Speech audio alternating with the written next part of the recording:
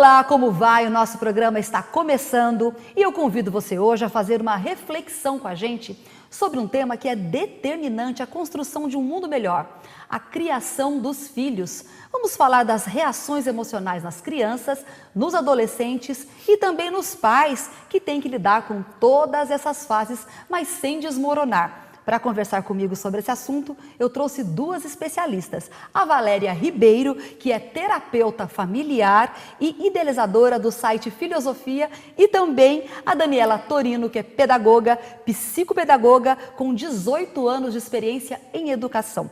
Começando com a Valéria, muito obrigada por ter vindo, Valéria. Eu que agradeço.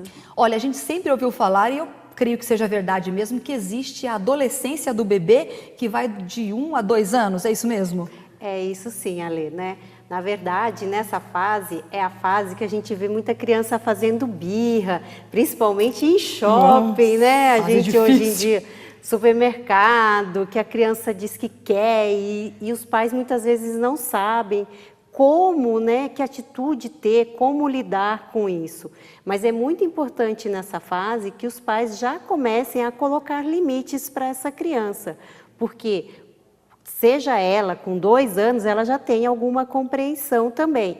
E é dessa fase que a gente começa, né, a ensinar o que é certo, Sim. o que é errado.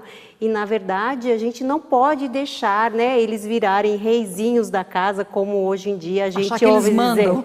Exatos, Eles né? precisam dessa estrutura, desse apoio da família, né? Ao contrário do que se pensa, porque a vida hoje é muito corrida, né? A presença do pai e da mãe se torna menor, né, em anos anteriores, mas eles precisam dessa segurança, eles precisam desse apoio, e esse não faz parte do processo. E eles têm maturidade para isso. Ao mesmo tempo que eles fazem essa birra, eles também estão esperando também uma contenção. E quem vai poder fazer isso? É o adulto, é o pai, a mãe. E você falou de um ponto que eu acho muito importante. Às vezes, por conta dessa ausência, dessas atribulações que a gente tem, né? Trabalho, Sim, casa, sim. a gente acha que falando sim, doando, dando presentes, permitindo, sendo permissiva demais, está dando amor e educando.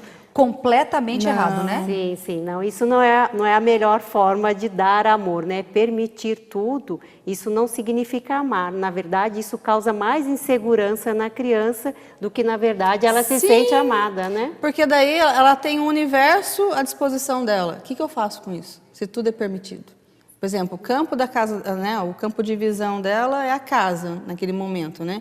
Ela está andando, ela está com uma autonomia maior da fala. Como é que eu vou lidar com esse mundão que é a minha casa, que até então era o meu berço, era o colo dos meus pais, eu estava enxergando todo esse processo, mas agora sou eu vou até lá, eu pego tal coisa que está no meu campo de visão, e mesmo quando não está também eles vão escalar. Então tem todo esse processo que é importante. Ela precisa, na realidade, de disciplina. A criança gosta de uma rotina? Sim, é importantíssimo isso para eles. E é muito importante que os pais saibam, né, que na verdade a gente pode dizer não para essa criança, mas existem formas de dizer não, né? Então, uma das formas, quando você diz o não e precisa explicar alguma coisa, que aquilo não é bom, você não vai dizer assim para a criança assim, você é birrenta, você afirmando isso. Você não é ela é o comportamento da criança que é inadequado. Então, assim, é isso que você está fazendo. Evitar rótulos, né? É isso que você está fazendo é errado, não você é. Então, isso é uma forma, mas a forma de dizer isso, muitas vezes, é você abaixar, olhar nos olhos da criança, né? Uma outra forma de você dizer esse não é você dizer assim, ó, isso não pode, mas você dá 3 opções para a criança. Vamos pensar assim, a criança está pulando no sofá. Okay. Então, pular no sofá é errado. Então, pular no sofá não pode, mas a criança pode 3 outras coisas. O que ela pode? Ela pode assistir uma TV, ela pode brincar com a boneca, ou a gente pode passear de bicicleta. E a criança escolhe, porque como qualquer ser humano, a criança também quer ter opção de escolha. Então, isso é dizer não, né? Falando e você tira forma. O foco da palavra não, somente não porque não, né? Que daí fica aquela coisa assim, não porque não. Nessa idade, a gente fala muito não porque não. Vamos explicar por que daquela rejeição nossa, ou da proteção, na verdade, no caso, do limite. Sim. Mas, ao mesmo tempo, você desvia o foco dela. Sim. Ela não fica só com aquilo, não, e intensifica essa birra dela, por exemplo, né? Então, você cria outros momentos e você faz com que ela também, ela se reorganize, porque ela não está esperando isso, mas ela gosta dessa questão da opção da escolha, mas ela vai se reorganizar inteiramente para virar. A atenção dela vai sair daquele não e vai ter 3 possibilidades ali. Sim. Então, Isso quer dizer, facilita. Facilita, né? E de uma forma que você não precisa desgastar tanto, né? Porque hoje em dia tem isso também, né? Nós ouvimos algumas pessoas nas ruas que têm dúvidas em relação a esse assunto que é maravilhoso, né? Criar filhos é um mundo muito interessante. Vamos ouvir aí, roda VT?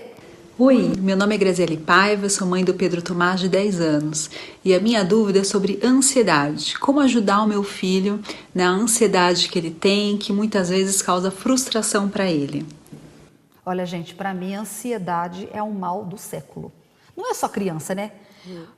Assim, infelizmente atinge agora as crianças, porque os adultos andam muito ansiosos, né? Agora, as novas vítimas da ansiedade são as crianças, infelizmente, né? Sim, a gente tem que cuidar muito com essa coisa da questão da ansiedade, porque muitos pais têm exigido muito dos filhos, né?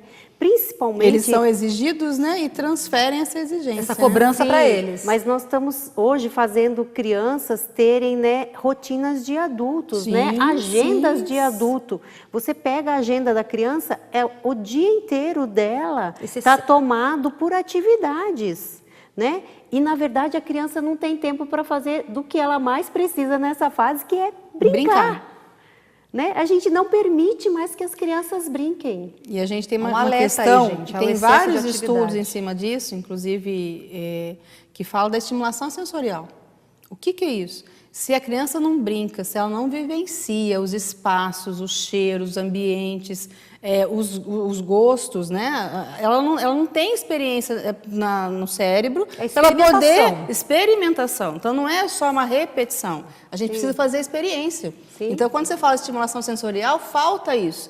Você, muitas vezes, está trocando por essas atividades, por essa rotina de adulto, que isso daí, na verdade, frustra, não gera foco.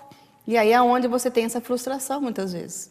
Então, essa ansiedade, a gente tem que ter um cuidado muito grande com isso. Tá vendo, gente? O assunto tá interessante, mas tem muito mais. No próximo bloco, a gente vai falar de filhos adolescentes. É daqui a pouquinho, até já.